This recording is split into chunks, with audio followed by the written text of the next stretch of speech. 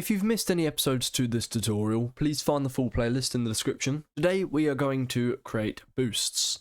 When a trailer is equipped, it's going to provide a boost to the player's income. We're going to have different currencies, such as gems and cash, that can be multiplied. Each trail will affect its own currency and it will affect its own multiplier. In this episode, I'm just going to make it so each trail will only affect one currency. But in the next episode, we'll look at making a trail affect more than one currency, so it can apply a multiplier to two currencies or more at the same time. I just want to keep it simple today though and not overcomplicate things. So to get started, let's open up our trail config under replicated storage and configs. This is where we can add our perks. So we're going to add two new items to each trail table. We're going to have a perk currency, which is the currency that's going to be affected, and a perk multiplier. So I want to give myself cash and gems each second, and I'm going to create a multiplier so that it gives me more. Of course, the way that you obtain your cash and your gems, or whatever your currencies are, doesn't have to be every second. You can have your own systems in place. It will still work, as long as you multiply the currency income by the multiplier, which we'll do later on. I'm going to add a comma, first of all, after layout order, because I'm going to add a new item to the table. And this will be called perk currency, and I'll set it equal to cash. This is the currency that is going to get affected. And I'll add a perk multiplier, and I will set this one to a number, and this will be the amount it's multiplied by. It must always start with 1 or 2 or 3. If it's anything less than 1, if you've got 0.5, this is actually going to half the amount that I'm making per second. I'm going to go with 1.2. That's a 20% increase. I'll actually now copy from the perk multiplier to the comma at the end of layout order. I'm going to paste that into every single table so I can easily create more. My second trail, I will multiply the cash by 1.4.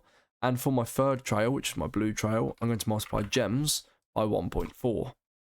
In the rare crate, I'm going to have the yellow multiply cash by 2.2. And I'm going to have the orange multiply gems by 1.8. Finally, in my legendary, I'll multiply gems by 4. Okay, we can now close the trail script. We're done with it. Next, I'm just going to create a script to automatically give me currency every second. I'm just going to duplicate the leader stat script and rename the duplicated script to auto gain. And this will just give me gems and coins every second. Let's open it up. So I need the player service. I don't need the data store service. I don't need replicated storage. I don't need anything related to the data store. I don't need the load data function. I don't need the save data function. I'm only interested in the player added method. I don't want to create any lead stats, so I'm going to delete everything in here, and I'll delete everything below the player added. What I'm going to do in here is find the player's leader stats, so I can say local leader stats is equal to player, wait for child leader stats. Now I need to make sure they exist, so that's why I'm using wait for child. I can't do find first child and then if not leader stats then return end, because I need this code to run. So I need to find the leader stats. I then do the same for cash, which is leader stats, wait for child cash. And I'll also have a local gems is leader stats, wait for child gems. Once we've done that, I'm going to get the trail currency and the trail multiplier, and these will be values inside of the player. So inside of the leader stats, I'm going to scroll down, and we've got this trail related data here. I'm going to copy this where we are creating the trails folder. I'm going to paste it below. I'll rename this one to trail multiplier, and trail multiplier.name is going to be trail multiplier. The instance is going to be a number value, not an int value, unless you're going to have integer multipliers. So 1, 2, 3, 4 times. I'm going to have decimal multipliers, for example, 1.2, 1.6, 2.2, 3.6. I will then copy this and paste it again below, this time changing trail multiplier to trail currency. Trail currency.name is going to be trail currency, and it's going to be a string value. We now need to save the trail currency and the trail multiplier. So in our default data, I'm going to add trail currency, which by default is an empty string, and trail multiplier. By default, the trail multiplier will just be 0.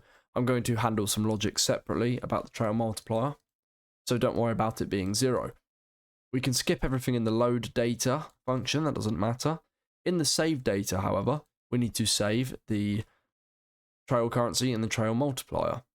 I'm going to create local trail currency is going to be player colon find first child trail currency, and local trail multiplier is player colon find first child trail multiplier. And I'll do the same as above, so if not trail currency and trail multiplier, then I'm going to return end. Now inside of data to save, I will add trail. I need to remember what order it was. I think I did it as trail currency first, is equal to trail currency dot value, and trail multiplier equals trail multiplier dot value. And these should also have uppercase. They should be separate from the variable names, of course, because they are table keys. So trail currency, I'm just going to do an uppercase T and C, and trail multiplier, I'll do an uppercase T and M, whereas I have a lowercase t on the variable names. Just make sure they're separate, as we've done above. That should now be it for the leader stat script. Now let's get our trail currency and our trail multiplier. Local trail currency, comma trail multiplier is going to be player colon wait for child trail currency. I'll do a comma, and again player colon wait for child, and this one will be trail multiplier. Just make sure there's an indent here, otherwise it will not work. Again, I'm using wait for child because I need to make sure it exists, because now I can say while task.wait1 do, and now every second I can just say cache.value plus equals and however much I want it to increase. So I'm going to give myself 10 cache every second. And I can say gems.value plus equals however many gems I want to give myself per second, which I'm going to set to 1. Now the trail currency is going to be set to whatever this string is. So I've got cache here. So I can say if trail currency dot value is equal to cache, then, and if that's the case, I'm going to copy my cache.value gems.value lines down here. I'm just going to multiply the cache.value increase by trail multiplier dot value. Now I can do an else if, so else if trail currency dot value is equal to gems, then, and I can copy this code and paste it in, and this time I'm going to put the trail multiplier dot value on the gems. And then I can do one final else, do this for as many currencies as you have, and at the end I'll do a final else, and this will just be the default. So this is now our auto system. Just make sure that what you have is under trails, your currency must be spelt the exact same in every single currency. There must be no typos in any of them. And however it's spelt in here, it must be spelt in here.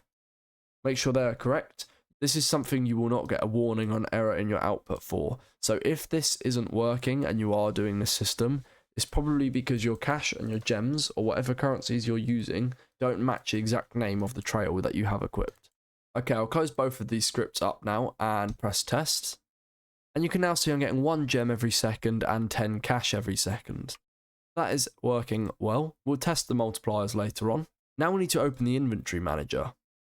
First thing we're going to do is when we unequip the current trail, I'm going to set the multiplier value back to 1, and I'm going to set the trail currency to nothing. So in the unequip current function, I'm going to, after we get the local current, say local trail currency, comma, trail multiplier equals, and in fact I can copy this from my auto gain. I'm copying the trail currency and trail multiplier wait for child. I'm going to paste that into my inventory manager. Make sure I indent that second line or it will not work. The only difference is I'm going to use find first child this time because it's not critical if it doesn't find it. And I will just do the if statement. Make sure I've got that indent. If not, and then in parentheses, I can say trail currency and trail multiplier. Then we're going to return out of it. We also don't need the current.trail.value because false. We're not using the value of the boolean for anything, so we can remove that. I don't know why I've put that in there. Now at the end, when we set equipped trails to nil, I'll say trail currency.value will be just a blank string, and trail multiplier.value I'm going to set to 1. You can also set it to 0, it doesn't really matter, because we only apply the multiplier if it's cash or gems as a currency. So if the currency is left at cash, but then the multiplier is set to 0, then you're only going to get 0 cash per second. That's only the only time it will break. But if we reset the currency and the multiplier at the same time, it won't really matter what the multiplier is. So you can do a 1 or 0. Now I'm going to copy the local trail currency lines and the if not line from the unequipped current. And we're going to go down to the equip trail method. Because now when we equip a trail, we want to update these trail currency and trail multiplier values. So I'm going to paste this in after the character. Again, just indent that line because LuaU is a bit funny about that. And now at the end, just before we apply the trail to the character, after we set the equipped trails table, I'm going to say local trail data is equal to, and remember we have that find trail data function, and what this function does is return the trail info and rarity. We're only interested in the trail info, so by default we're going to get that first parameter unless we specify a rarity as well. But I'm just saying local trail data, which will be this trail info. If I said trail data comma rarity, then we're going to get that rarity, but I'm not interested in the rarity, so it will just cut the second return value out. And I'm going to pass through here the trail name, which is just going to be trailball.name. Now I can say trail currency dot value will be equal to trail data dot, and this will be the perk currency, and then trail multiplier dot value is going to be trail data dot perk multiplier. Make sure you spell perk currency and perk multiplier exactly how it's spelled in the trail script, or it will not work. And you probably won't get an error for it either, I don't think. Hopefully you can see what's going on here. We're just accessing that currency and that multiplier and assigning it to the value. So then we can actually use it and apply it to the trails and the player. So I'll just test the multipliers working. So if I press play, at the minute I'm getting 1 gem per second and 10 cash per second. If I equip the red, you can see I get 1 gem per second, but I'm getting 12 cash per second, which is 1.2 times 10. Which is perfect. Now if I leave the game and rejoin, so I'm actually only getting the 10 now, but if I go on the inventory, so it's not saved the equipped trail. Okay, I just remembered we've not actually done the saving of the equipped trail yet, so I'm not going to worry about that right now. That doesn't currently work, saving. I'm going to look into that in an upcoming video. I completely forgot about that. My apologies. But for now, let's keep going. We know the multiplier works, it just doesn't save and load, but we are going to fix that in an upcoming video. I want to add some text to the GUI to display the boost. So for this, I'm going to open my inventory GUI and enable the background. I'll open that up and I will enable the template visibility as well. I'm going to play around with the size of the template so I can fit another text label in here. It's not going to look great, but if you'd like in an upcoming video, I can create an info panel on the side, and that can display the info of each trail. Just let me know in the comments if you'd like to see that. The first thing I'm going to do is in the UI grid layout, I'm going to add a little bit more Y padding because I'm going to change the Y size. I've set my Y padding to 0.12.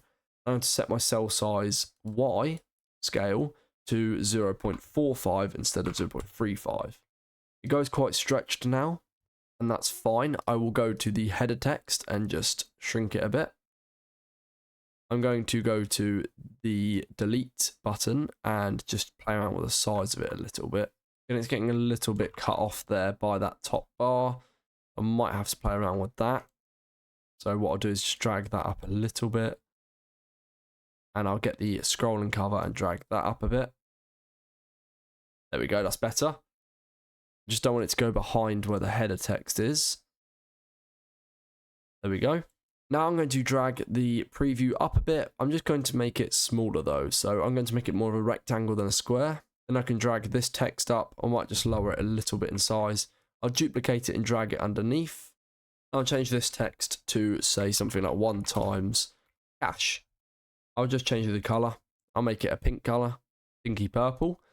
Doesn't look amazing, but it's my GUI. Feel free to make better GUI. If you want to see what I've done, I'll quickly go through all the properties. So here is my UI grid layout. Feel free to pause. Here is my preview. Feel free to pause. The only things I've changed is the position and the size.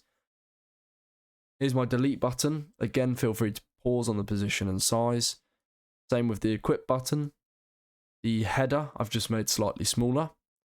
The rarity I've made slightly smaller and just slightly changed the position. And this second rarity, which I've duplicated, I'm going to rename to boost.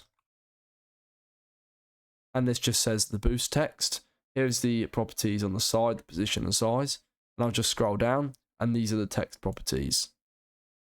Okay, so with that, I'm going to hide the template frame and hide the background frame. And now we need to hook this up in the inventory manager. So inside of our setup item UI method, I'm going to create a new text. This will be called boost text. Local boost text is clone : wait for child, and this will be the boost text label I've just created. Now after we set the header text, I'll just set the boost text dot text to be equal to, and this will be trail data dot perk multiplier. So it will say, for example, 1.2, 1, 2.2. Just concatenate using the concatenation operator, which is dot dot. I'll add an X for times, and then a space, and then I'll concatenate trail data dot perk currency, and this will display the cash or the gems in my instance. That's all I need to add here. Now if I press play, I open my inventory, I can see all the different perks. So I'm getting 10 cash per second and 1 gem per second. If I equip the red, I'm getting 12 cash per second, that's great. If I unequip it, I go back to getting 10 per second and 1 gem per second. If I equip red and then change to green, I should go from getting 12 cash per second to 14. And that works. Now if I go to yellow, I should be getting 22 cash per second.